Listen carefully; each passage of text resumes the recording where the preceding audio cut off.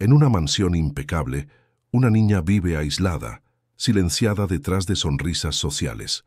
Lo que parecía perfección oculta abusos fríos y una infancia negada. Pero un hilo de coraje rompe el silencio y enciende una transformación que alcanza al país. La mansión de los Alameda brillaba como una joya en el corazón de Polanco, Ciudad de México. Sus jardines impecables exhibían rosas importadas y fuentes de mármol que canturreaban día y noche. A través de las enormes ventanas era posible ver candelabros de cristal que reflejaban la luz del sol capitalino, transformando cada estancia en un espectáculo de brillo y ostentación. Para quien pasaba por la avenida Paseo de la Reforma, aquella propiedad representaba el ápice del éxito, un monumento al poder y a la riqueza que pocos mexicanos conseguían alcanzar. Pero no todo lo que reluce es oro, y por detrás de aquellos portones ornamentados vivía Sofía, una niña de 7 años cuyos ojos castaños parecían cargar un peso que ninguna niña debería conocer. Mientras el resto de la casa exhalaba lujo y perfección, la habitación de Sofía quedaba al fondo de un pasillo poco frecuentado, lejos de las visitas y de las miradas curiosas. Era un espacio pequeño, con una única ventana que daba a un muro cubierto de hiedra, impidiendo que la luz entrara completamente. El mobiliario era antiguo, donado de alguna habitación de servicio reformada, y contrastaba brutalmente con el resto de la decoración de la mansión. Roberto Alameda, su padre, era un empresario poderoso en el ramo de la construcción civil. Sus emprendimientos se esparcían por toda la Ciudad de México y más allá, torres residenciales y comerciales que llevaban su nombre con orgullo. Era un hombre que vivía entre reuniones interminables, contratos millonarios y viajes de negocios que lo mantenían ausente más tiempo que presente. Cuando estaba en casa, su mente aún vagaba por los números y proyectos, incapaz de desconectarse completamente del imperio que construyera con sus propias manos.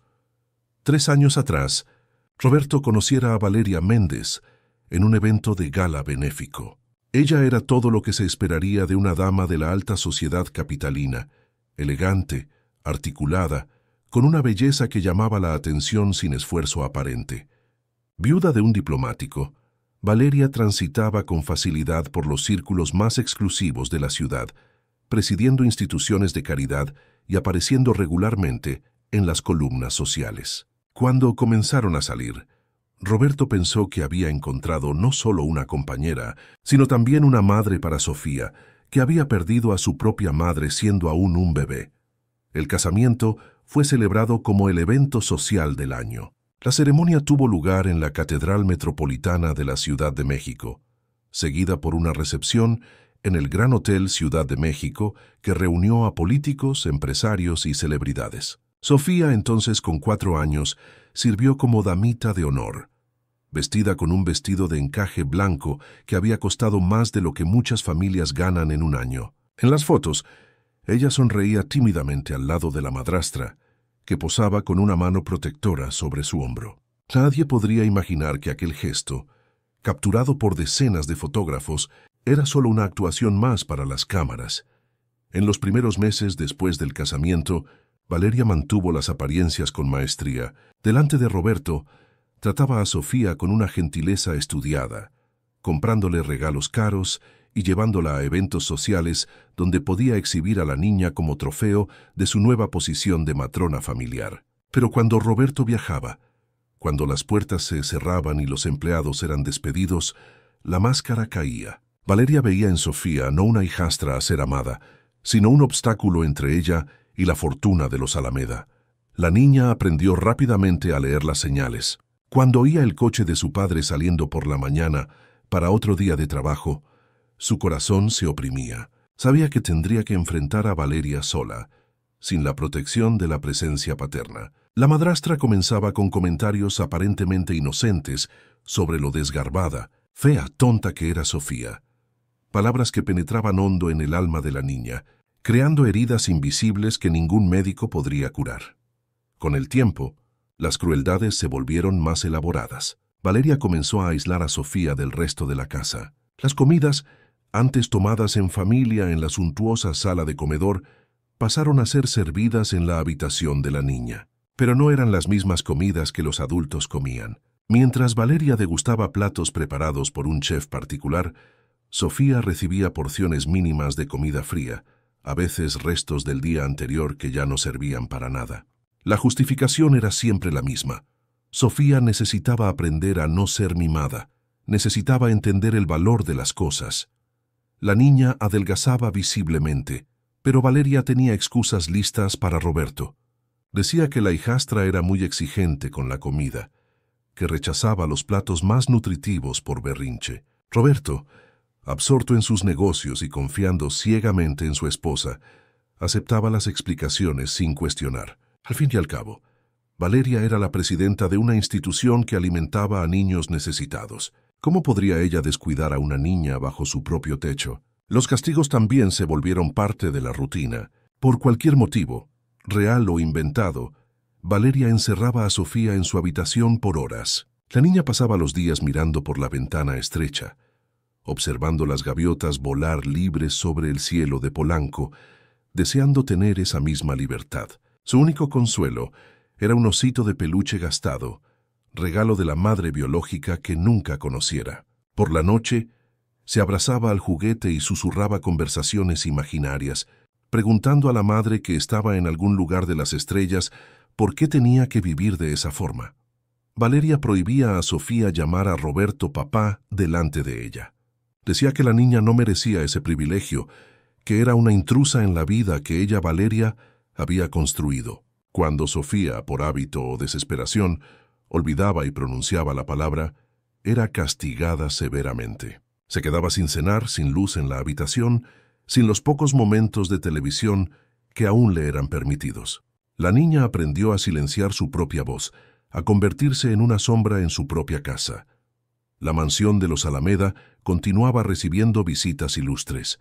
Políticos venían para cenas, artistas para fiestas temáticas, empresarios para brunches de domingo. Valeria brillaba como anfitriona perfecta, siempre con un vestido de diseñador, siempre con la palabra justa en la punta de la lengua. Sofía era ocasionalmente traída a estas reuniones, limpia y arreglada, instruida a sonreír y agradecer las gentilezas vacías de los invitados. Nadie percibía el temblor en sus manos, el miedo en sus ojos, la forma en que se encogía involuntariamente cuando Valeria se acercaba. En la escuela particular de Polanco donde estudiaba, Sofía era una alumna callada, casi invisible. Las profesoras notaban que la niña raramente participaba en las actividades, que su material escolar era siempre el mismo, nunca renovado a pesar de la obvia riqueza de la familia. En los recreos, se sentaba sola debajo de un árbol, dibujando figuras tristes en su cuaderno. Las otras niñas la evitaban no por maldad, sino porque Sofía emanaba una tristeza que las alejaba instintivamente. Cierta vez, una profesora llamada Mariana percibió que Sofía no había comido su merienda. Cuando preguntó el motivo, la niña simplemente respondió que no tenía hambre. Pero Mariana vio la forma en que los ojos de Sofía se fijaron en el pan con queso que otra niña comía. Vio la saliva que la niña tragó discretamente. Preocupada, la profesora intentó hablar con Roberto, pero fue recibida por Valeria, que explicó con su encanto habitual que Sofía estaba haciendo un régimen nutricional supervisado por médicos debido a problemas digestivos. La mentira fue aceptada, porque venía de una mujer respetable envuelta en credibilidad social. Los empleados de la mansión veían cosas, pero callaban. Tenían familias que mantener, empleos que no podían perder. Valeria era cuidadosa en mantener a la mayoría de ellos lejos durante sus momentos de crueldad, y los pocos que presenciaban algo eran rápidamente despedidos bajo alegaciones fabricadas de robo o incompetencia. Una empleada llamada Concepción intentó una vez cuestionar por qué Sofía comía tan poco y fue despedida el mismo día, sin referencias, su reputación manchada por acusaciones falsas que Valeria esparció entre las otras familias ricas del barrio. Roberto permanecía ajeno a todo. Cuando estaba en casa los raros fines de semana, veía a una esposa dedicada y a una hija que, aunque callada, parecía bien cuidada. Valeria tenía el cuidado de mejorar temporalmente el tratamiento de Sofía cuando el marido estaba presente, dándole porciones normales de comida, permitiéndole ver la televisión en la sala, incluso demostrando un afecto superficial que engañaba completamente al padre. Roberto llegó a comentar con amigos lo afortunado que era de haber encontrado una mujer que amaba a su hija como si fuera propia. Por la noche, cuando la mansión finalmente se silenciaba y las luces se apagaban, Sofía se acostaba en su cama pequeña y oía los sonidos de la ciudad a través de la ventana entreabierta, el ruido distante de la ciudad, los coches en la avenida, las risas de personas en restaurantes cercanos. Todo parecía pertenecer a un mundo diferente, un mundo donde ella no tenía permiso para entrar. Apretujaba el hocito contra el pecho y hacía un pedido silencioso a las estrellas, que alguien en algún lugar pudiera verla, que alguien pudiera ver más allá de las paredes doradas de la prisión donde vivía, que alguien pudiera salvarla antes de que olvidara completamente quién era. El cambio comenzó de forma casi imperceptible, como una grieta fina en una pared de mármol, que poco a poco se expande, hasta amenazar toda la estructura. Fue una mañana de martes, cuando el cielo de la Ciudad de México amaneció nublado y el aire cargaba aquella humedad característica que precede a las lluvias de verano. En la sede de la Junta de Protección a la Infancia y la Juventud, localizada en el centro de la Ciudad de México, la trabajadora social Elena Tavira abría su correspondencia diaria con la rutina de quien ya había visto de todo en 15 años de profesión. Entre los sobres habituales, informes burocráticos y comunicados oficiales, había una carta sin remitente. El papel era simple, la letra temblorosa, como si quien escribiera tuviera miedo de ser descubierto. Elena se ajustó las gafas y comenzó a leer.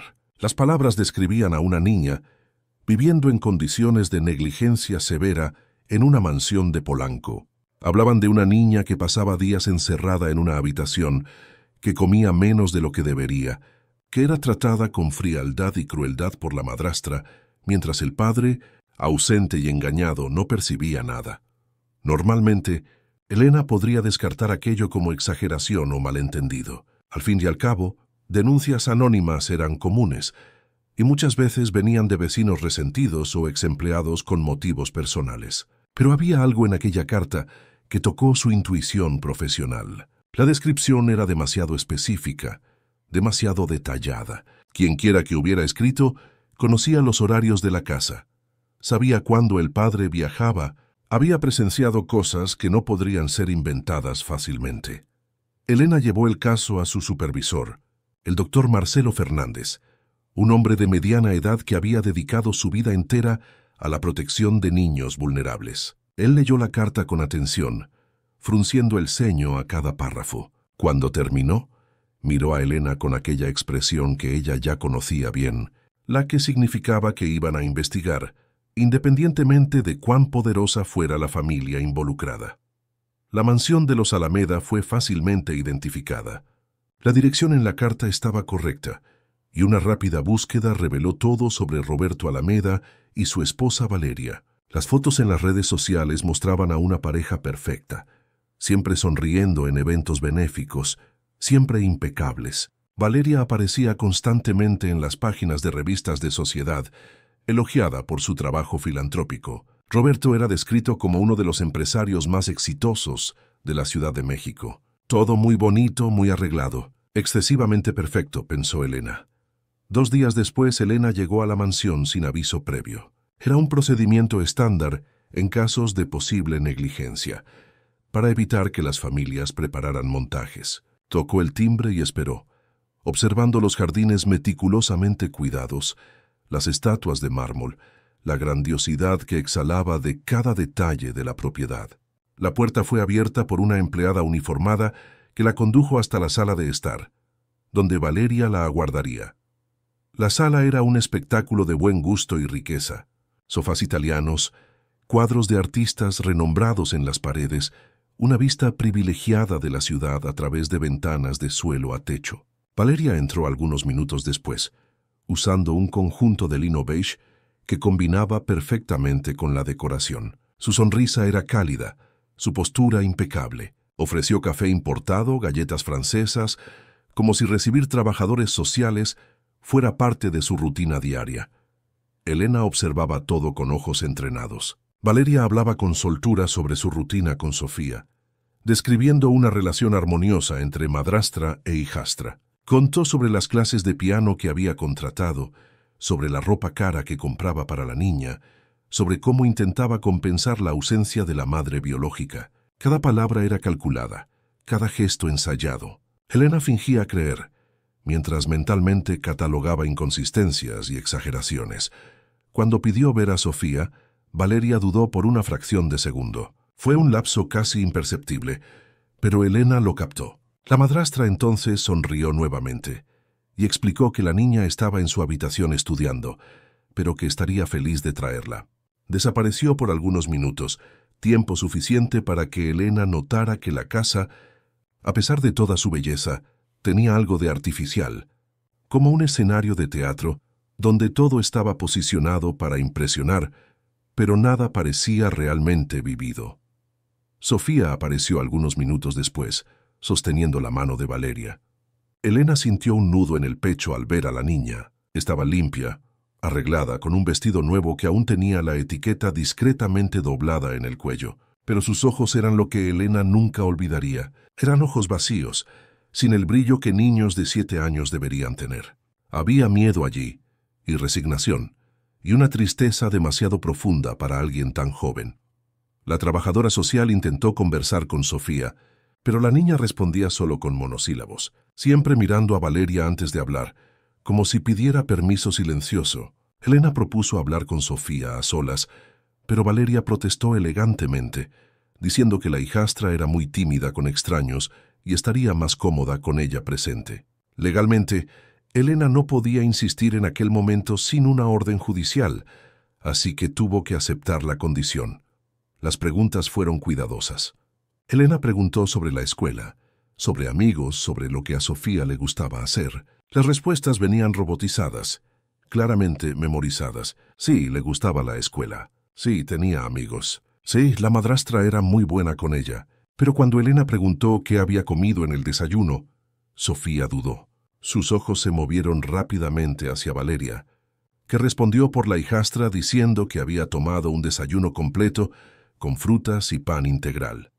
Elena no tenía pruebas concretas, pero su intuición gritaba que algo estaba profundamente mal en aquella casa. Antes de salir, pidió usar el baño, estrategia antigua para observar más de la residencia. En el camino, pasó por un pasillo secundario y vislumbró una puerta diferente de las otras. Estaba cerrada con llave, lo que le pareció extraño en una casa donde todas las otras puertas permanecían abiertas.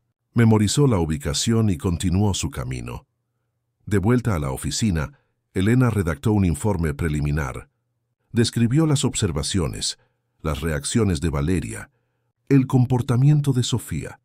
Recomendó un seguimiento más cercano, pero sin evidencias sólidas de negligencia o maltrato, sabía que sería difícil obtener autorización para una investigación más invasiva. Familias ricas tenían abogados poderosos, y un paso en falso podría resultar en demandas y pérdida de credibilidad. Mientras tanto, en la escuela, la profesora Mariana continuaba preocupada por Sofía. La niña estaba cada vez más aislada, cada vez más delgada. Mariana decidió documentar sus observaciones. Comenzó a anotar los días en que Sofía no traía merienda, las veces en que la niña parecía excesivamente cansada, los pequeños hematomas que aparecían eventualmente en sus brazos. Eran marcas que podrían ser de caídas infantiles normales, pero la frecuencia y el patrón sugerían algo diferente. Un día, durante el recreo, Mariana se sentó al lado de Sofía debajo del árbol, donde la niña siempre se aislaba. No hizo preguntas directas, solo comenzó a conversar sobre cosas simples, sobre las nubes en el cielo, sobre los pájaros en las ramas. Poco a poco, Sofía comenzó a relajarse. Entonces, casi sin percibirlo, comenzó a dibujar en el cuaderno que siempre cargaba. Los dibujos mostraban una casa grande, una mujer con una sonrisa que parecía una línea recta sin alegría, y una niña pequeña en una habitación oscura. Mariana sintió un escalofrío. Preguntó gentilmente sobre los dibujos, pero Sofía inmediatamente cerró el cuaderno, el miedo volviendo instantáneamente a sus ojos. Pidió ir al baño y salió corriendo, dejando a la profesora con más preguntas que respuestas. Aquella noche, Mariana llamó a Elena Tavira. cuya visita a la casa de los Alameda ya era conocida entre los profesionales del área. Las dos mujeres conversaron largamente, comparando observaciones, construyendo juntas un cuadro cada vez más preocupante. En la mansión de Polanco, Valeria sabía que necesitaba ser más cuidadosa. La visita de la trabajadora social la había puesto nerviosa, aunque no lo demostrara externamente. Aumentó temporalmente las porciones de comida de Sofía. Le permitió más tiempo fuera de la habitación. Incluso compró juguetes nuevos que esparció estratégicamente por la casa. Pero a cada gentileza forzada, sus ojos prometían a la niña que aquello era temporal, que habría consecuencias cuando la atención se disipara. Roberto regresó de viaje aquel fin de semana. Valeria lo recibió con su encanto habitual, contando sobre la visita de la trabajadora social como si fuera una anécdota graciosa. Dijo que probablemente algún vecino envidioso había hecho una denuncia falsa, pero que todo había sido aclarado. Roberto rió, besó a su esposa y ni siquiera pensó en verificar la historia. Al fin y al cabo, Valeria era perfecta. Su casa era perfecta. Su vida era perfecta. Fue así él lo creía. Pero en algún lugar entre las grietas de aquella perfección fabricada, la verdad comenzaba a emerger. Elena no se rendiría fácilmente. Mariana continuaría documentando. Y Sofía, incluso en su silencio forzado, cargaba en sus ojos una historia que eventualmente necesitaría ser contada. La fachada estaba comenzando a derrumbarse y sería solo cuestión de tiempo hasta que todo saliera a la luz. En la quietud de la noche capitalina, mientras la ciudad palpitaba con vida allá afuera, dentro de la mansión de los Alameda, una tormenta silenciosa se acercaba, invisible aún, pero inevitable como la marea que avanza sobre la arena de Polanco. La investigación ganó fuerza cuando una testigo inesperada surgió. Su nombre era Concepción Santos, la empleada que Valeria había despedido meses antes bajo falsas acusaciones. Ella vivía ahora en una comunidad en el extrarradio de la Ciudad de México, trabajando como empleada doméstica por días para sobrevivir, pero la culpa por lo que había presenciado y callado en la mansión de los Alameda la consumía diariamente. Cuando supo a través de una amiga que trabajaba en la misma escuela de Sofía que había una investigación en curso, Concepción tomó coraje para hablar. Elena recibió a Concepción en su oficina en una tarde lluviosa. La mujer entró nerviosa, retorciéndose las manos, mirando por encima del hombro como si temiera ser seguida. Se sentó en la silla ofrecida y comenzó a hablar, las palabras saliendo primero despacio, después en un flujo incontrolable de alivio, por finalmente poder contar la verdad. Concepción describió los meses en que trabajó en la mansión, cómo Valeria trataba a Sofía cuando Roberto no estaba presente, las comidas escasas, el aislamiento de la niña, los castigos desproporcionados por pequeños errores infantiles. La ex empleada contó sobre el día en que cuestionó por qué Sofía comía tan poco y fue inmediatamente acusada de robar joyas de Valeria. La madrastra esparció el rumor entre otras familias ricas de Polanco, destruyendo la reputación de Concepción e imposibilitando que consiguiera trabajo digno en la región. Pero lo que más pesaba en su conciencia era el recuerdo de los ojos de Sofía, aquella tristeza profunda que veía todos los días y sobre la cual se había obligado a silenciar por miedo a perder el empleo. Elena grabó todo con el permiso de Concepción. El testimonio era poderoso, pero aún no sería suficiente aisladamente. Necesitaban más evidencias, más testigos. Un patrón que no pudiera ser negado o descalificado por abogados hábiles. La trabajadora social agradeció a Concepción por su coraje y prometió que el testimonio sería usado para proteger a Sofía, no para exponer a la propia testigo a represalias. Con el testimonio en mano, Elena consiguió autorización judicial para una investigación más profunda. El juez de la Junta de Protección a la Infancia, el doctor Alberto Méndez, era conocido por tomar casos de negligencia infantil muy en serio, independientemente de la posición social de las familias involucradas. Él emitió una orden permitiendo visitas no anunciadas a la residencia de los Alameda y entrevistas separadas con Sofía, lejos de la influencia de Valeria. Mientras tanto, acontecimientos paralelos comenzaban a converger. La vecina de la mansión de los Alameda, una señora llamada Beatriz Morales, Vivía en un ático adyacente con vista parcial a los jardines de la propiedad. Beatriz era jubilada. Pasaba los días leyendo en su balcón y a lo largo de los meses había comenzado a percibir cosas extrañas. Veía a Sofía ocasionalmente en la ventana de su habitación, siempre sola, siempre con aquella expresión melancólica. Oía en las tardes silenciosas la voz de Valeria resonando por los jardines, siempre demasiado firme, siempre demasiado autoritaria para estar hablando con una niña de 7 años. Cierto día, Beatriz oyó algo que la hizo levantarse inmediatamente de la silla. Era la voz de Sofía llorando, implorando. Las palabras no eran claras, pero el tono de desesperación era inconfundible. Beatriz tomó su celular y, sin saber exactamente qué hacer, comenzó a grabar. Capturó fragmentos de conversaciones, súplicas ahogadas, la voz de Valeria respondiendo con frialdad calculada. Cuando la escena terminó, Beatriz se quedó parada, temblando, con la grabación en el teléfono y la conciencia gritando que necesitaba hacer algo.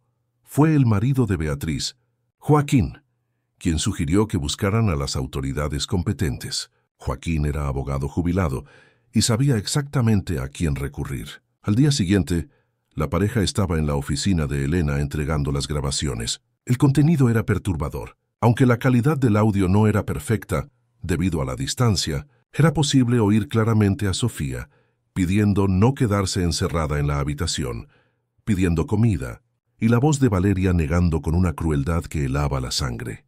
Elena oyó las grabaciones con el doctor Marcelo a su lado. Cuando el audio terminó, los dos profesionales intercambiaron miradas graves. Aquello era exactamente lo que necesitaban. No era solo el testimonio de una ex empleada posiblemente resentida, sino evidencia concreta de negligencia emocional y psicológica. Combinadas con las observaciones de la profesora Mariana y el propio informe inicial de Elena, formaban un caso sólido. La siguiente etapa fue organizada cuidadosamente. Elena coordinó con la escuela una entrevista con Sofía durante el horario escolar, un ambiente donde la niña podría estar lejos de la influencia de Valeria. La directora de la escuela, la doctora Patricia Suárez, dispuso una sala confortable y privada. Elena llegó acompañada de una psicóloga infantil, la doctora Julia Reyes, especialista en trauma y negligencia emocional.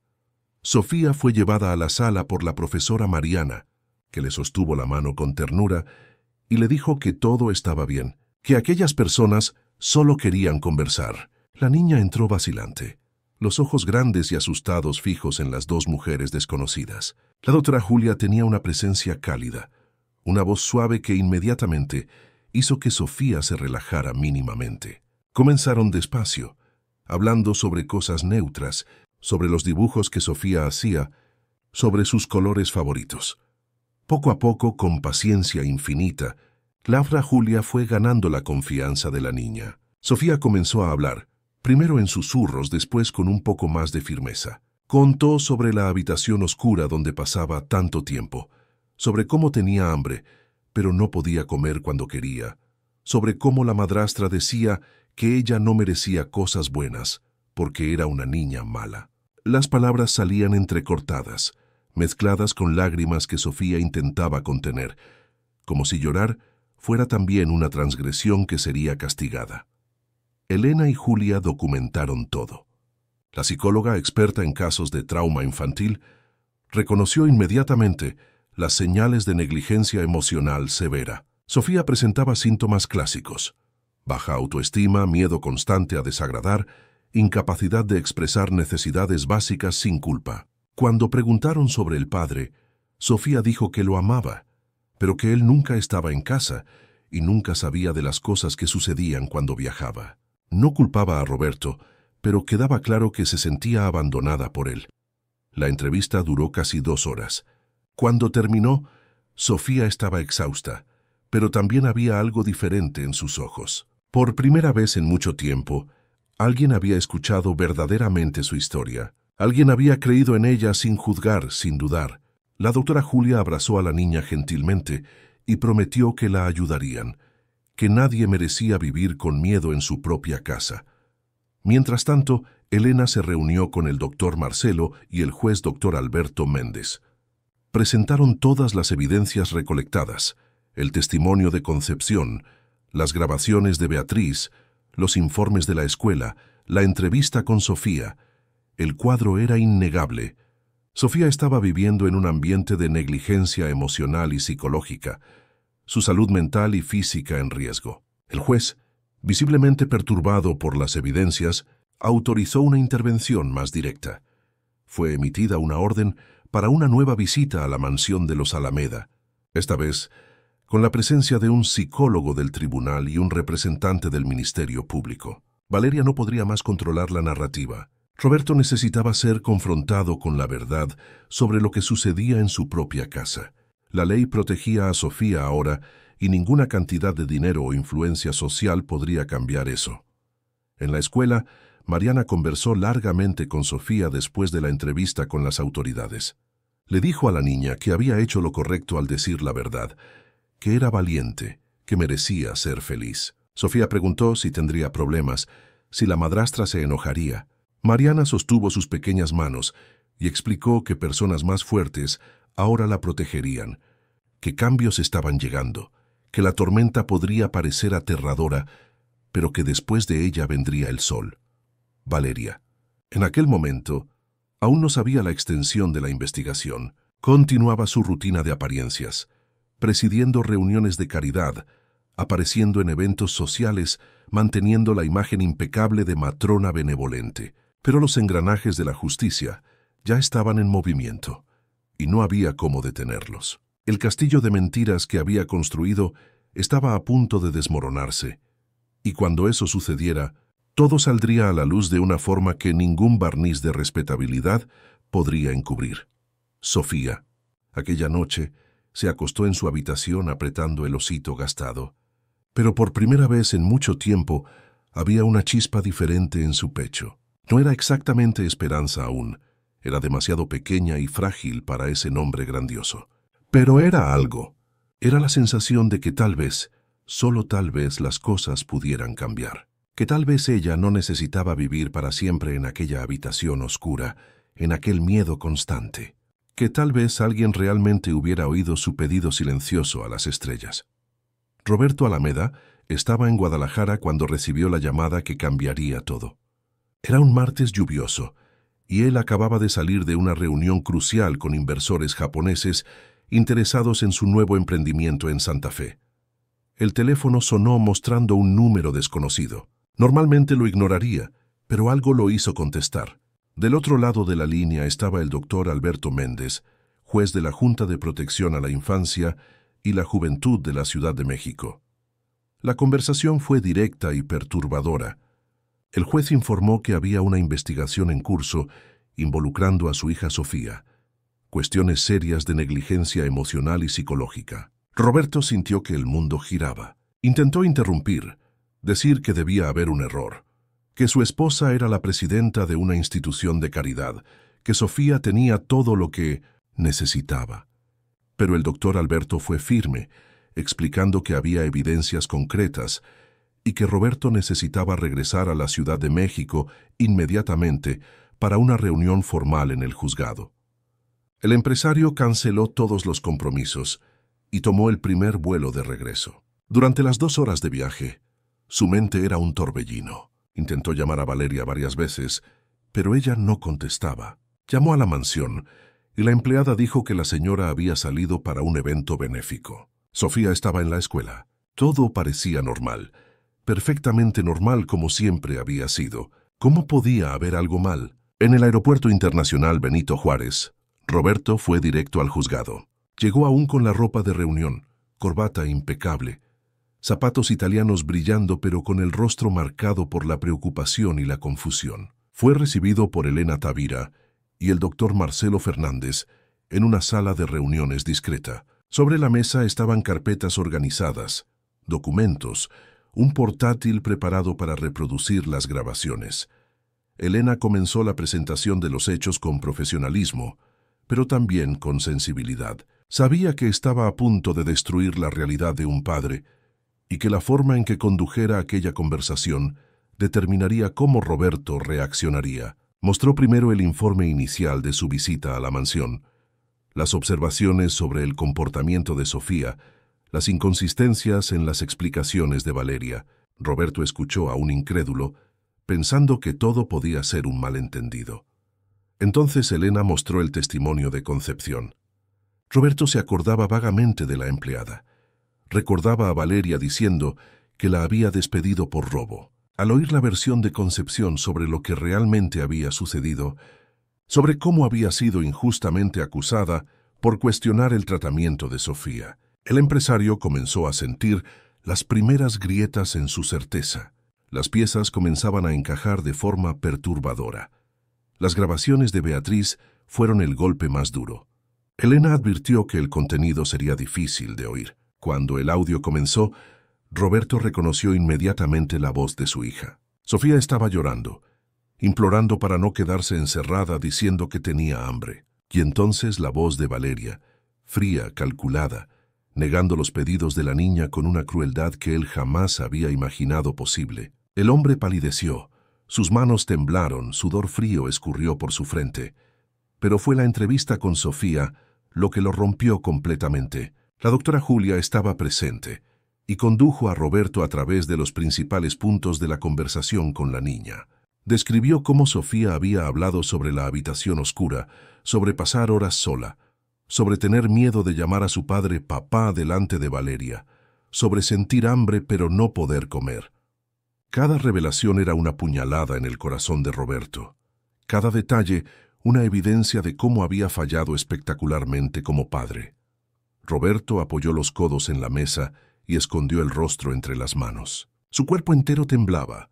Lágrimas que no derramaba hacía años comenzaron a caer entre sus dedos. ¿Cómo no lo había percibido? ¿Cómo había podido ser tan ciego? Todos los viajes, todas las reuniones, toda la obsesión con el imperio empresarial que había construido.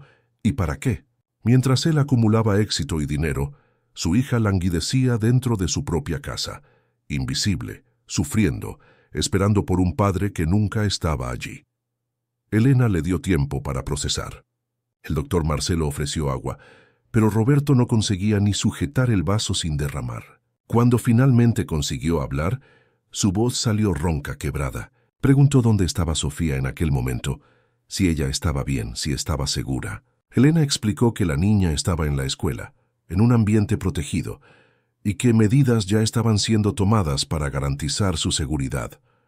El empresario entonces quiso saber qué sucedería a continuación. El doctor Alberto Méndez, que había observado todo en silencio hasta entonces, explicó las opciones. Valeria tendría que alejarse inmediatamente de Sofía. Sería iniciado un proceso de acompañamiento psicológico intensivo para la niña. Roberto, como padre biológico y tutor legal, tendría que comprometerse con cambios drásticos en su vida, si quería mantener la custodia de su hija. Esto significaba terapia, cursos de parentalidad, supervisión regular de las autoridades. Roberto aceptó todo sin dudar. Dijo que dejaría los negocios si fuera necesario, que haría lo que fuera preciso para recuperar la confianza de Sofía y corregir los errores monumentales que había cometido. Preguntó si podía ver a su hija inmediatamente. Elena sugirió cautela, explicando que Sofía estaba en un estado emocional frágil y que una confrontación dramática podría asustarla aún más. Sería mejor preparar el terreno primero, con el acompañamiento de la doctora Julia. Pero Roberto insistió en que necesitaba al menos verla, aunque fuera de lejos, aunque sin hablar.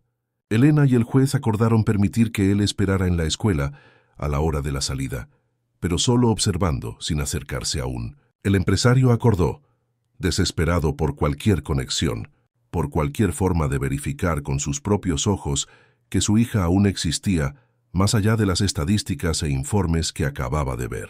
Mientras tanto, Valeria fue localizada en un almuerzo benéfico en el Gran Hotel Ciudad de México. 2 oficiales de justicia la abordaron discretamente, pidiéndole que los acompañara. Ella intentó mantener la compostura, disculpándose con las otras damas de la sociedad, diciendo que había un malentendido que resolvería rápidamente. Pero cuando llegó al coche oficial y vio los documentos que le presentaron, su máscara comenzó a resquebrajarse. En el juzgado, Valeria fue confrontada con las mismas evidencias mostradas a Roberto. Su reacción fue completamente diferente. No hubo lágrimas de remordimiento o revelaciones emocionales. En su lugar ella intentó argumentar, justificar, minimizar. Dijo que Sofía era una niña difícil, que exageraba, que tenía problemas psicológicos heredados de la madre. Intentó desacreditar a Concepción como una empleada rencorosa. Cuestionó la autenticidad de las grabaciones de Beatriz. Sugirió que la escuela estaba dramatizando situaciones normales. El doctor Alberto escuchó todo con paciencia, pero cuando Valeria terminó sus argumentos, fue directo al grano. Las evidencias eran incontestables. El testimonio de la propia Sofía, combinado con los testimonios externos y las grabaciones, pintaban un cuadro claro de negligencia emocional sistemática. Valeria sería alejada inmediatamente de la convivencia con la niña. Una orden de restricción sería emitida, prohibiéndole acercarse a Sofía o a la escuela. El proceso de divorcio sería inevitable, y ella no tendría derecho a ninguna custodia o visita. Valeria intentó una última jugada, amenazando con llamar a sus abogados, hablando sobre demandas por difamación, sobre cómo destruiría la reputación de todos los involucrados. Pero el doctor Alberto permaneció impasible. Explicó que ella era libre de contratar cuantos abogados quisiera, pero que las medidas de protección de Sofía eran inmediatas e innegociables.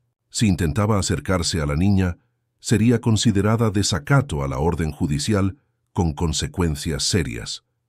Al salir del juzgado, escoltada por los oficiales que garantizarían que ella dejara la mansión solo para recoger pertenencias personales bajo supervisión, Valeria percibió que el castillo de apariencias que había construido estaba finalmente en ruinas. Todas las fotos en revistas, todos los eventos de gala, toda la imagen de filántropa perfecta, todo sería manchado cuando la verdad saliera a la luz.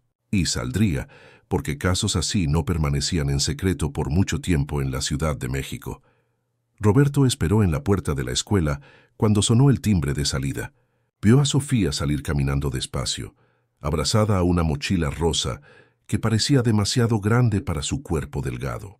La profesora Mariana estaba a su lado sosteniendo su mano. Cuando Sofía miró alrededor buscando el coche que normalmente la recogía, sus ojos pasaron por Roberto. Hubo un momento de reconocimiento, confusión, y entonces algo que partió el corazón del padre: miedo. Sofía tenía miedo de él, o mejor dicho, tenía miedo de lo que su presencia inesperada significaba. La niña se encogió ligeramente, como si esperara ser reprendida por alguna transgresión que no había cometido. Roberto sintió las lágrimas volver. Elena, que estaba a su lado, puso la mano en su hombro y dijo suavemente que aquel miedo no era sobre él específicamente, sino sobre años de condicionamiento, donde las sorpresas siempre significaban problemas. Mariana trajo a Sofía hasta donde Roberto y Elena esperaban.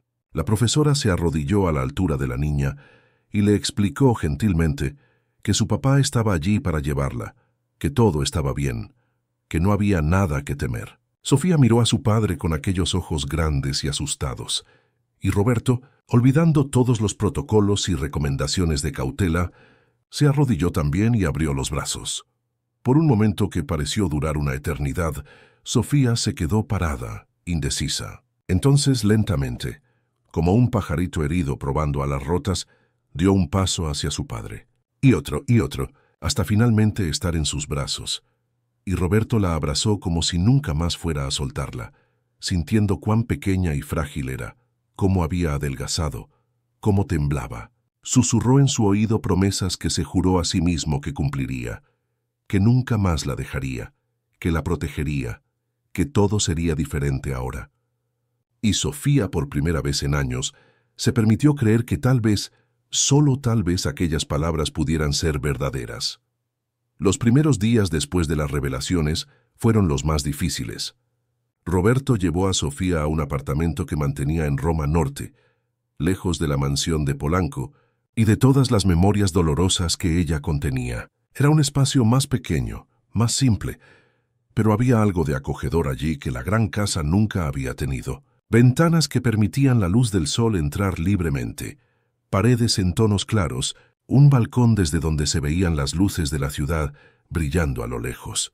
Sofía andaba por el apartamento como un fantasma, tocando las cosas con cuidado excesivo, como si todo pudiera romperse o desaparecer en cualquier momento. Roberto observaba cada movimiento de su hija con el corazón encogido, percibiendo por primera vez detalles que siempre había ignorado.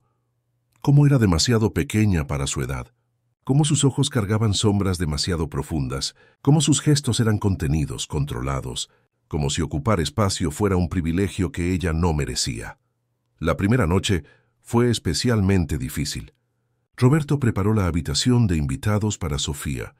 Había comprado sábanas nuevas con estampados de estrellas, algunos peluches que pensó que le gustarían, pero cuando llegó la hora de dormir, Sofía se quedó parada en la puerta de la habitación, temblando ligeramente. Roberto, aún aprendiendo a descifrar las necesidades de su hija, preguntó gentilmente qué pasaba.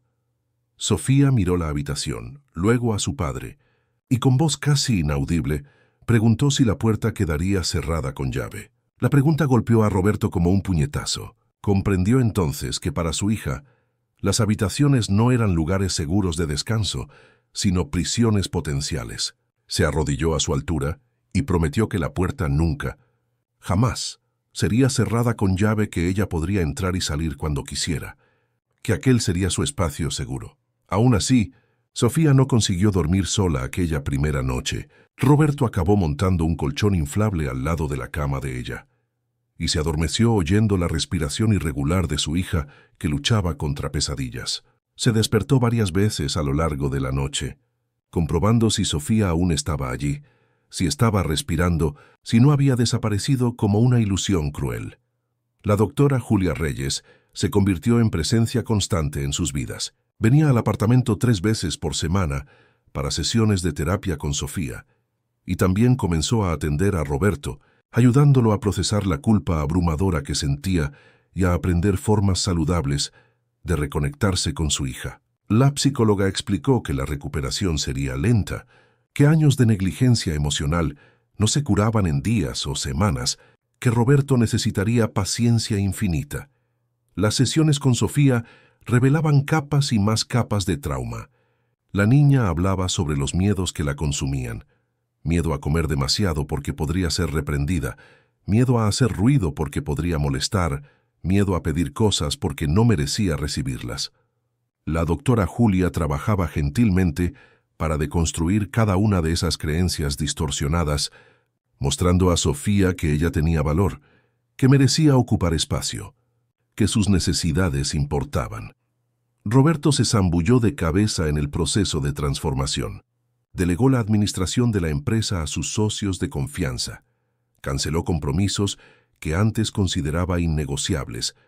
Rechazó viajes internacionales. Por primera vez en años, su prioridad no era cerrar negocios o expandir el imperio empresarial. Era reconquistar la confianza de su hija, palabra por palabra, gesto por gesto, día por día. Las comidas se convirtieron en momentos especialmente importantes. Roberto descubrió a través de la doctora Julia que Sofía tenía una relación extremadamente complicada con la comida. Comenzó a involucrar a su hija en el proceso de elegir lo que comerían. La llevaba al supermercado y dejaba que escogiera frutas, galletas, cualquier cosa que deseara. Cocinaban juntos los fines de semana, y Roberto percibía cómo Sofía aún se sorprendía cuando él ponía porciones normales en su plato, cómo dudaba antes de cada bocado, como si esperara permiso que ya no necesitaba pedir. La escuela ofreció apoyo fundamental. Mariana coordinó con los otros profesores para crear un ambiente aún más acogedor para Sofía. La niña fue exenta de presentaciones orales que pudieran causar ansiedad excesiva. Recibió apoyo extra en las materias donde tenía dificultad debido al estrés emocional que había vivido. Poco a poco, Sofía comenzó a interactuar más con sus compañeros, aún tímidamente, pero con pequeños progresos que llenaban a Roberto de esperanza. Elena Tavira continuó el acompañamiento regular, visitando el apartamento quincenalmente para evaluar el progreso. En sus informes al juez Dr. Alberto Méndez, documentaba los cambios positivos. Roberto estaba genuinamente comprometido. Sofía mostraba señales graduales de recuperación. El ambiente era seguro y nutritivo, pero también alertaba que el camino sería largo, que las recaídas emocionales eran normales, que la vigilancia necesitaba continuar. Mientras tanto, la situación legal se desarrollaba. El divorcio entre Roberto y Valeria fue rápido y devastador para ella. Sin posibilidades de contestar las evidencias de negligencia, Valeria perdió todos los derechos relacionados con Sofía. No tendría custodia, visitas o cualquier forma de contacto. La orden de restricción permanecería en vigor por tiempo indeterminado. Los abogados de Valeria intentaron negociar acuerdos financieros generosos, pero Roberto fue inflexible. Ella no recibiría nada más allá de lo estrictamente necesario determinado por la ley. La caída social de Valeria fue espectacular. La noticia del caso se filtró, como siempre se filtra en la Ciudad de México, y se esparció por los círculos sociales como fuego en maleza seca. La mujer que había sido celebrada como ejemplo de filantropía y elegancia se convirtió en persona non grata. Fue apartada de la presidencia de la institución de caridad que dirigía. Tuvo invitaciones a eventos canceladas. Vio sus llamadas siendo ignoradas por personas que antes la cortejaban. Las revistas de sociedad que la fotografiaban ahora publicaban artículos sobre la hipocresía de quien usa la caridad como fachada. Concepción, la exempleada que había tenido el coraje de testificar, fue públicamente reconocida por su valentía. Roberto personalmente la buscó, le pidió disculpas por no haber creído en ella cuando fue despedida y le ofreció una indemnización generosa y una carta de recomendación que restauró su reputación.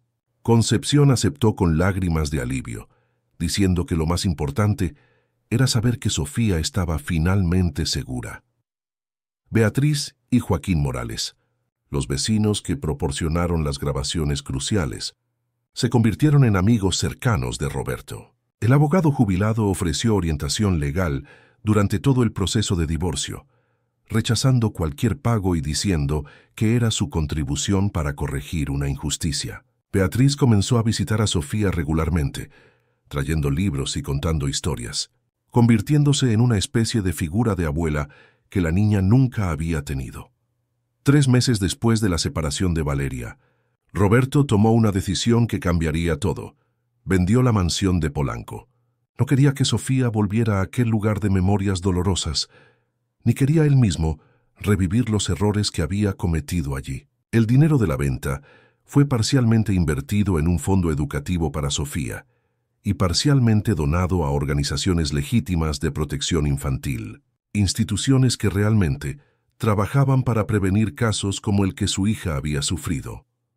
Roberto compró una casa más pequeña en Coyoacán, un barrio bohemio y acogedor en el corazón de la Ciudad de México. Era una construcción antigua, llena de encanto, con un jardín donde Sofía podría jugar y una vista hermosa de la ciudad. La niña participó en la elección, y por primera vez Roberto vio entusiasmo genuino en sus ojos cuando ella señaló la habitación que quería.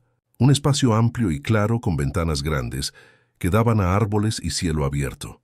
El cambio a la casa nueva marcó un nuevo capítulo. Roberto y Sofía pintaron las paredes juntos, escogieron muebles, plantaron flores en el jardín. El osito gastado de la madre biológica ganó un lugar de honor en el estante de la habitación de Sofía, símbolo de que el pasado, incluso el doloroso, formaba parte de su historia y no necesitaba ser olvidado, solo resignificado. Sofía comenzó clases de piano, descubriendo una pasión por la música que nadie sabía que existía. Sus pequeños dedos danzaban por las teclas con una ligereza que contrastaba con el peso que había cargado por tanto tiempo. Roberto se sentaba para escuchar cada práctica, maravillado con la capacidad de su hija de crear belleza incluso después de tanto dolor. La terapia continuaba, pero ahora había más sonrisas en las sesiones. La doctora Julia notaba cómo Sofía estaba gradualmente permitiéndose ser niña, cómo jugaba más, cómo reía con más frecuencia, cómo pedía cosas sin miedo al rechazo. Las pesadillas aún sucedían, pero eran menos frecuentes. El miedo aún existía, pero estaba siendo lentamente sustituido por algo más fuerte. La certeza de que estaba segura, de que era amada, de que merecía todas las cosas buenas que la vida pudiera ofrecer. Roberto también cambió profundamente. El hombre obsesionado por los negocios y el estatus se transformó en un padre presente y atento. Aprendió a cocinar platos que a Sofía le gustaban, a trenzar cabellos aunque torpemente, a inventar historias a la hora de dormir, a simplemente estar allí todos los días, como debería haber estado desde el principio. Descubrió que el verdadero éxito no estaba en los edificios con su nombre, sino en los abrazos de su hija, en sus progresos en la terapia, en las pequeñas victorias diarias sobre el trauma. Una tarde, Sofía hizo un dibujo diferente de los que solía hacer. Ya no era una habitación oscura o figuras tristes. Era una casa colorida con un jardín florido, un hombre y una niña de la mano, y un sol enorme brillando en 1900 el cielo. En la esquina de la hoja, con letras aún infantiles pero firmes, escribió: «Mi familia verdadera».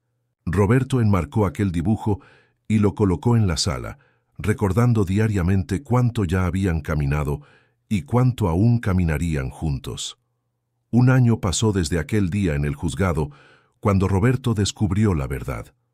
La casa en Coyoacán se convirtió en un verdadero hogar, llena de risas, música de piano y el olor de tortitas que Roberto había aprendido a hacer los sábados, la receta favorita de Sofía.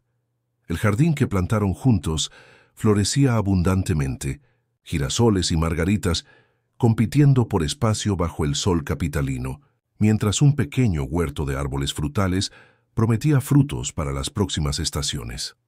Sofía había cumplido 8 años y la transformación era notable. Todavía había cicatrices emocionales.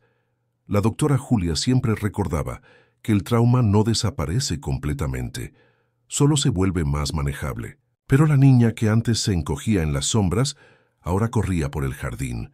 Subía a los árboles con la agilidad de quien finalmente se permitía ser niña. Sus ojos recuperaron el brillo que Roberto solo conocía de fotos antiguas de la madre biológica, un brillo que había pensado que estaba perdido para siempre. En la escuela, Sofía ya no era la niña invisible. Hizo amistades genuinas con compañeros que la invitaban a fiestas de cumpleaños y tardes de juegos. Mariana, que permaneció como profesora y mentora, observaba con orgullo cómo Sofía ahora levantaba la mano en las clases, participaba en proyectos en grupo e incluso se había ofrecido voluntaria para hacer una pequeña presentación sobre su música favorita. La timidez no había desaparecido completamente, pero había sido templada con confianza gradual. Roberto también se había transformado irreconocible del empresario adicto al trabajo que había sido. Sus cabellos tenían más canas, resultado del estrés del año anterior, pero su rostro tenía una levedad que nunca había tenido antes. Había aprendido a delegar, a confiar en su equipo, a entender que estar presente valía más que cualquier contrato millonario. Continuaba involucrado en los negocios, pero había establecido límites rígidos. Nada de viajes largos, reuniones después de las 6 de la tarde o trabajo los fines de semana. Sofía siempre iba primero. La terapia familiar, que ahora incluía sesiones conjuntas además de las individuales, revelaba progresos emocionantes. La doctora Julia facilitaba conversaciones donde padre e hija aprendían a comunicar sentimientos, necesidades, miedos. Sofía había aprendido a decir cuando tenía hambre sin culpa, a pedir abrazos cuando los necesitaba, a expresar frustración de formas saludables. Roberto había aprendido a escuchar verdaderamente, a validar emociones sin intentar arreglarlas inmediatamente, a estar presente no solo físicamente, sino emocionalmente. La historia de Sofía inspiró cambios más allá de su familia. Elena Tavira y el doctor Marcelo Fernández presentaron el caso en un Congreso Nacional sobre Protección Infantil, obviamente omitiendo nombres y detalles identificadores. El impacto fue profundo. Autoridades de todo el país percibieron que la negligencia emocional en familias ricas era tan perjudicial como la negligencia en familias pobres, pero mucho más difícil de detectar debido a las apariencias de prosperidad. Surgió entonces el Proyecto Girasol, una iniciativa coordinada por la Junta de Protección a la Infancia de la Ciudad de México, que estableció protocolos más rigurosos para investigar denuncias involucrando a familias de altos ingresos. Los trabajadores sociales recibieron entrenamiento específico para identificar señales de negligencia emocional escondida detrás de fachadas de perfección. Las escuelas particulares fueron obligadas a implementar programas de detección precoz y a reportar no solo abusos físicos obvios, sino también patrones comportamentales indicativos de trauma psicológico. Roberto se convirtió discretamente en uno de los principales financiadores del proyecto Girasol. No buscaba publicidad o reconocimiento. Su apoyo era anónimo pero sustancial.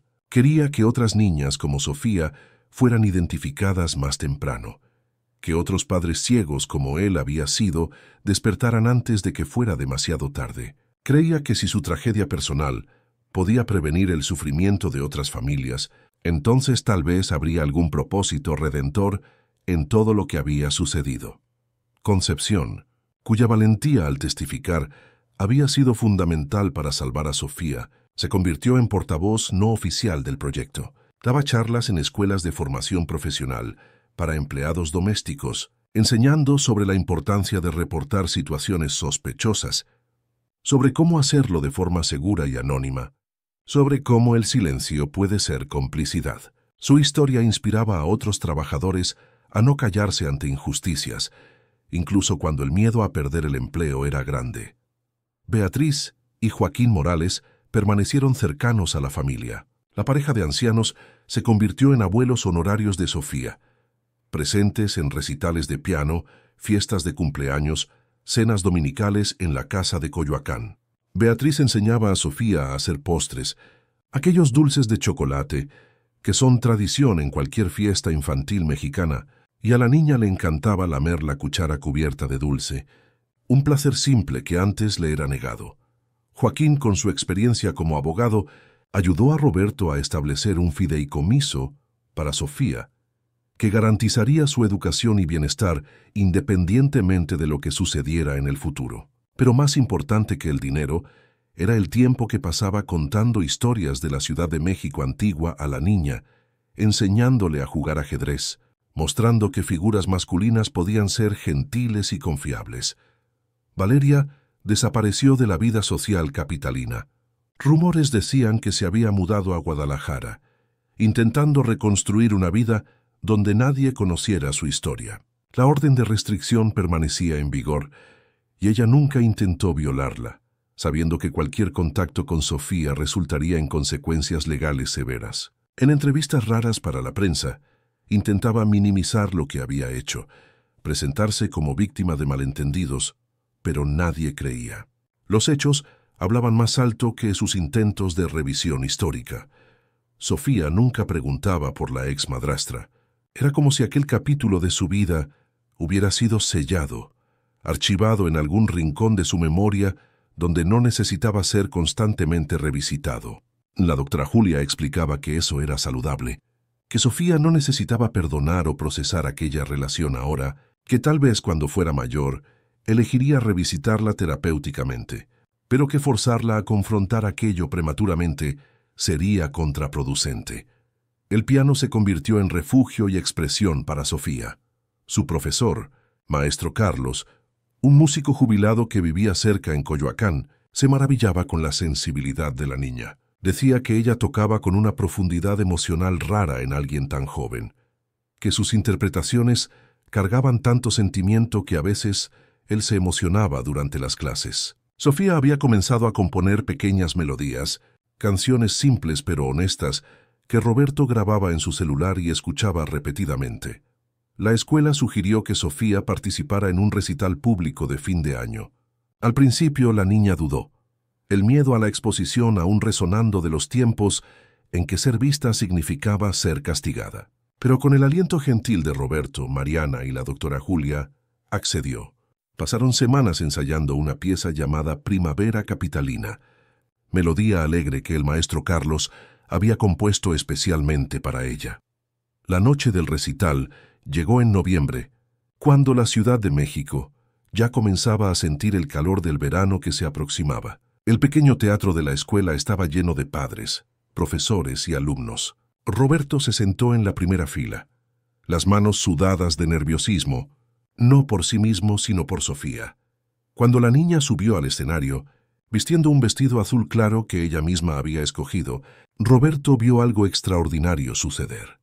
Sofía se sentó al piano, ajustó la postura como el maestro Carlos le había enseñado, colocó las manos sobre las teclas. Hubo un momento de silencio, donde todos en la platea contuvieron la respiración. Entonces ella comenzó a tocar. Las notas fluían como agua clara, a veces saltarinas como olas del mar, a veces suaves como brisa de la tarde. Sofía tocaba con los ojos cerrados, perdida en la música, en su propio mundo, donde el dolor del pasado había sido transformado en belleza presente.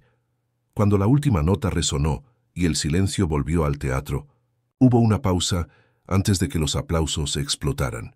Roberto tenía lágrimas escurriendo libremente por el rostro, así como Mariana, Beatriz, Elena, que también estaba presente, y decenas de otros que comprendían, aunque no conocieran los detalles, que estaban presenciando algo más profundo que una simple presentación escolar. Estaban presenciando la resurrección de un alma, la victoria de la luz sobre la oscuridad. Sofía abrió los ojos, miró a la platea aplaudiendo de pie, y por primera vez en su vida se permitió aceptar aquel reconocimiento sin miedo. Sonrió, una sonrisa genuina y radiante, y hizo una reverencia. Cuando bajó del escenario, corrió directo a los brazos de Roberto, que la levantó y la hizo girar, ambos riendo y llorando al mismo tiempo, un entrelazamiento de alegría y alivio y amor que trascendía palabras.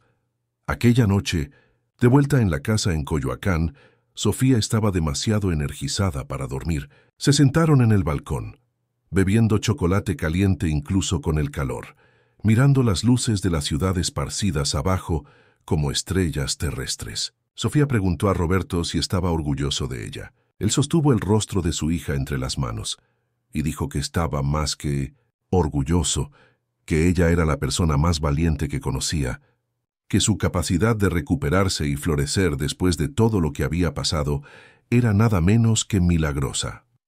Sofía se quedó quieta por un momento. Después dijo algo que Roberto jamás olvidaría. Dijo que estaba feliz, que por primera vez conseguía recordar lo que significaba aquella palabra, que sentía como si hubiera vivido mucho tiempo en la oscuridad, pero ahora finalmente viera el sol, y que si un día encontraba a otra niña que se sintiera como ella se había sentido, la ayudaría, porque sabía que era posible salir de aquella oscuridad, que siempre había esperanza incluso cuando parecía no haberla. Roberto abrazó a su hija, sintiendo el peso de aquellas palabras. Percibió que Sofía no solo había sobrevivido, sino que había transformado su sufrimiento en empatía, su dolor en propósito. A los 8 años, ella ya comprendía algo que muchos adultos nunca aprenden, que las heridas más profundas pueden convertirse en fuentes de nuestra mayor fuerza, que la capacidad de curar puede inspirar a otros a curar también, que la luz después de la lluvia brilla más intensamente porque conoció la tormenta. 2 años completos habían pasado desde aquel día transformador en el juzgado. Sofía ahora tenía 10 años, y la niña que había sido era una memoria distante, casi como otra persona en otra vida. La casa en Coyoacán respiraba vida en cada rincón, plantas que Sofía regaba religiosamente todas las mañanas, cuadros que había pintado en las clases de arte, colgados con orgullo en las paredes, el sonido constante del piano, que ahora dominaba con maestría impresionante para su edad. Roberto celebraba su cumpleaños de 45 años en una fiesta íntima en el jardín. Al contrario de los eventos grandiosos que solía organizar en la época de la mansión, esta era una reunión pequeña pero significativa. Elena y el doctor Marcelo, que se convirtieron en amigos cercanos de la familia, Beatriz y Joaquín con sus sonrisas cariñosas de abuelos, Mariana, que permaneció como mentora querida incluso después de que Sofía cambiara de curso, Concepción con su familia, el maestro Carlos, y algunos compañeros de escuela de Sofía que reían alto corriendo entre los girasoles. La mayor sorpresa de la noche vino cuando Sofía, con ayuda secreta de Beatriz, reveló su presente, una composición musical completa llamada Luz después de la lluvia. La niña pidió silencio. Se sentó al piano que Roberto había instalado en el jardín especialmente para la fiesta y comenzó a tocar. La melodía comenzaba sombría, notas graves que evocaban tormentas y tristeza. Después gradualmente se transformaba, subiendo escalas, volviéndose más ligera, más brillante, hasta finalmente explotar en un movimiento alegre que hacía a cualquiera querer bailar. Cuando terminó, no había ojos secos en el jardín. Roberto abrazó a su hija por largos minutos, susurrando que aquella era la obra maestra más linda que jamás había oído, no solo por la música en sí, sino por lo que representaba. La jornada completa de ellos, de oscuridad a luz, de separación a unión, de desesperanza a un futuro luminoso. Sofía susurró de vuelta que había compuesto pensando no solo en la historia de ellos, sino en todos los niños que aún vivían en la oscuridad, esperando que alguien los viera. Esa conversación plantó una semilla en Roberto. En los días siguientes, él buscó a Elena con una propuesta. Quería expandir el proyecto Girasol, transformarlo en una fundación completa dedicada a la identificación y apoyo de niños viviendo en situaciones de negligencia emocional, especialmente en contextos donde la apariencia de prosperidad enmascara el sufrimiento. Elena quedó entusiasmada y juntos comenzaron a trabajar en la estructura. La Fundación Luz Después de la Lluvia fue oficialmente lanzada 6 meses después, en una ceremonia en el centro de la Ciudad de México. Roberto fue claro en su misión. No quería solo identificar casos de negligencia, sino crear una red de apoyo completa. La fundación ofrecería terapia gratuita para niños y familias, entrenamiento para profesionales de educación y salud, campañas de concienciación y una línea directa donde cualquier persona, incluyendo empleados domésticos, podría reportar situaciones sospechosas anónimamente sin miedo a represalias. Sofía participó del lanzamiento, no como víctima expuesta, sino como inspiración silenciosa. Ningún detalle de su historia personal fue revelado públicamente, solo que la fundación había nacido de la experiencia real, de una familia que había aprendido, de la forma más difícil, la importancia de estar verdaderamente presente. La niña tocó Luz Después de la Lluvia para los presentes, y su música se convirtió en el símbolo de la fundación, representando la posibilidad de transformación y cura. Concepción fue contratada como coordinadora del programa de apoyo a trabajadores domésticos. Su misión era crear una red segura, donde empleados pudieran reportar situaciones problemáticas sin miedo a perder sus empleos o enfrentar falsas acusaciones. Establecieron alianzas con sindicatos y organizaciones laborales, creando protecciones legales para denunciantes y fondos de emergencia para quien fuera despedido injustamente después de hacer denuncias legítimas.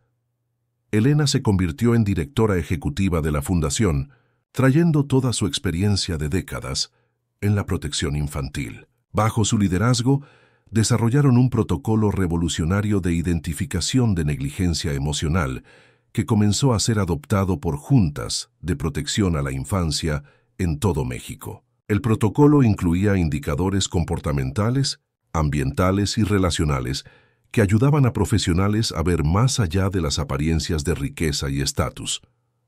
El doctor Marcelo coordinaba el programa de entrenamiento, viajando por el país, ofreciendo talleres para trabajadores sociales, psicólogos y educadores. Sus seminarios estaban siempre llenos, demostrando la creciente concienciación sobre un problema que antes era invisible. Él siempre enfatizaba que la negligencia emocional era tan perjudicial como cualquier abuso físico, dejando cicatrices invisibles pero profundas que podían afectar vidas enteras si no eran tratadas. La fundación también estableció alianzas con escuelas particulares, que antes eran resistentes a admitir que problemas de negligencia pudieran existir entre sus familias ricas. Roberto, usando su influencia como empresario respetado, convenció a directores de que proteger niños era más importante que proteger reputaciones institucionales. Implementaron programas de observación discreta, donde profesores eran entrenados para identificar señales de alerta sin estigmatizar alumnos. Mariana se convirtió en consultora educativa de la fundación, desarrollando materiales didácticos sobre bienestar emocional infantil. Creó un programa llamado Voces Pequeñas, historias grandes, donde niños eran animados a expresar sus sentimientos a través de arte, música o escritura, creando canales seguros de comunicación, donde adultos atentos podían detectar pedidos de ayuda sutiles que de otra forma pasarían desapercibidos. El impacto de la fundación comenzó a esparcirse rápidamente. En el primer año, identificaron y apoyaron a 120 familias en situaciones problemáticas solo en la Ciudad de México. Las historias variaban. Niños siendo descuidados por padres adictos al trabajo, otros siendo emocionalmente abusados por padrastros o madrastras, algunos simplemente invisibles en casas demasiado grandes donde nadie realmente los veía. Cada caso recibía atención individualizada, terapia adecuada y acompañamiento a largo plazo. Sofía, mientras tanto, florecía de maneras que continuaban sorprendiendo a todos. A los 10 años, además de sus habilidades musicales extraordinarias, desarrolló pasión por escribir. Comenzó a mantener un diario donde registraba no solo sus días, sino también cartas imaginarias para niños que pudieran estar pasando por lo que ella había pasado. Escribía sobre esperanza, sobre cómo la oscuridad es temporal, sobre cómo siempre hay alguien dispuesto a ayudar si tienes el coraje de dejarte ver. Con el incentivo de la doctora Julia, que permanecía como terapeuta, pero ahora veía a Sofía solo una vez al mes para mantenimiento, la niña decidió transformar esas cartas en un proyecto.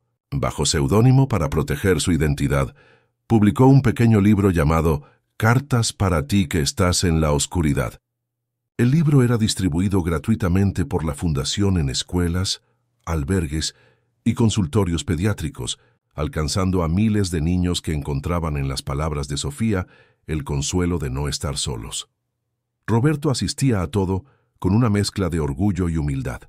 Su hija no solo había sobrevivido, sino que había transformado su dolor en propósito, su experiencia en herramienta para ayudar a otros. Él mismo escribió un artículo para una revista de negocios, no sobre sus emprendimientos lucrativos, sino sobre el costo real del éxito cuando es construido sobre la ausencia y la negligencia familiar.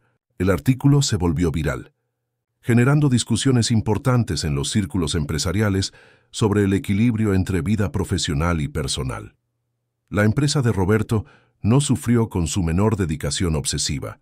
Al contrario, prosperó bajo el liderazgo colaborativo que él había implementado. Descubrió que delegar y confiar en su equipo resultaba en más creatividad y productividad que microgestionar todo. Sus prioridades habían cambiado completamente, pero paradójicamente, o tal vez previsiblemente, eso lo había convertido no en un empresario peor, sino en un líder mejor, más humano y visionario. En el tercer aniversario del día en que todo había cambiado, Roberto y Sofía hicieron un ritual privado.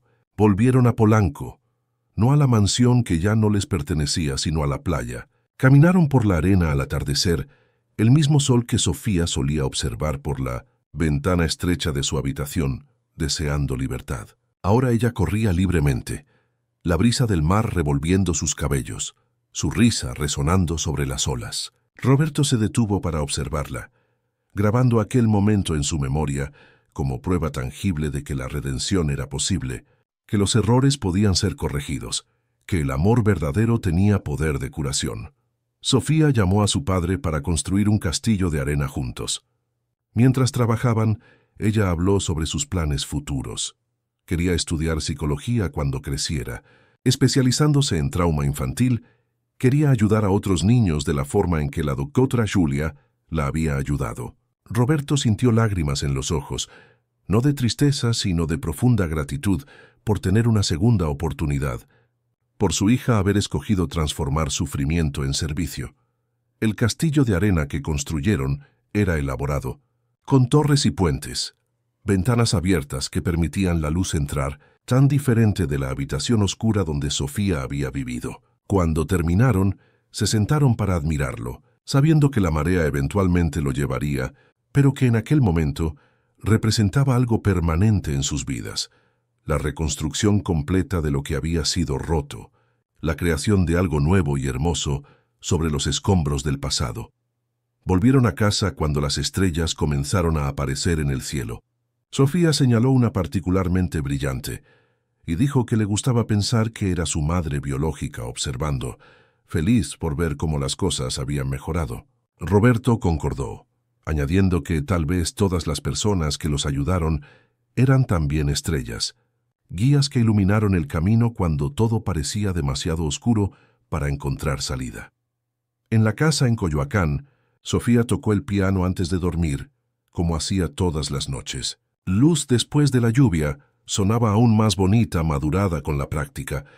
Roberto escuchaba desde el balcón, observando las luces de la Ciudad de México brillar en la distancia, pensando en todas las casas donde niños tal vez estuvieran sufriendo en silencio, esperando que alguien los viera. Se prometió a sí mismo que la fundación continuaría creciendo, alcanzando a más familias, salvando a más niños, hasta que ninguna niña o niño tuviera que vivir lo que Sofía vivió. Cuando el último acorde resonó y Sofía apareció en el balcón para el abrazo de buenas noches, Roberto la sostuvo y susurró las palabras que ahora repetía todas las noches, las mismas que había prometido aquel día en la puerta de la escuela años atrás. Estoy aquí. Siempre estaré aquí. Y Sofía, con la sonrisa tranquila de quien finalmente creía en esas palabras, respondió, «Lo sé, papá. Lo sé». Fin de la historia.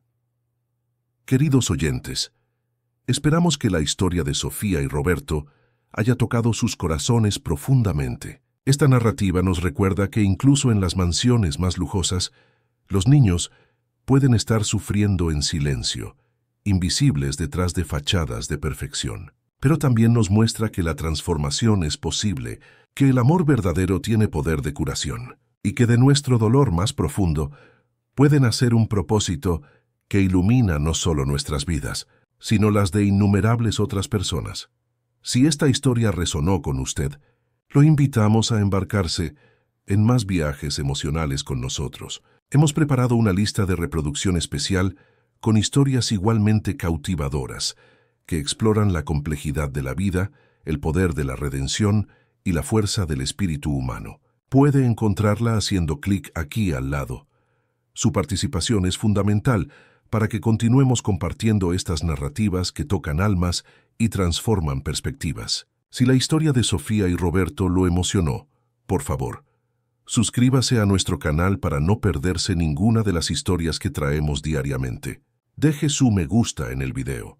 Esto nos ayuda a alcanzar a más personas que necesitan oír estos mensajes de esperanza y transformación. Y no deje de comentar qué parte de la historia le conmovió más. ¿Conoce a alguien que podría beneficiarse de este mensaje? Comparta sus reflexiones con nosotros. Cada comentario, cada compartición, cada suscripción nos motiva a continuar creando contenido que importa, que hace la diferencia, que nos recuerda a todos nuestra humanidad compartida. Recuerde, así como Sofía encontró su luz después de la lluvia, cada uno de nosotros tiene el poder de transformar nuestra oscuridad en claridad, nuestro dolor en propósito. Y juntos, podemos crear un mundo donde ninguna niña necesite vivir en las sombras, donde todo sufrimiento sea visto, donde toda voz sea oída. Nos vemos en los comentarios y en la próxima historia. Hasta pronto, y que su vida sea siempre iluminada por la esperanza y el amor verdadero.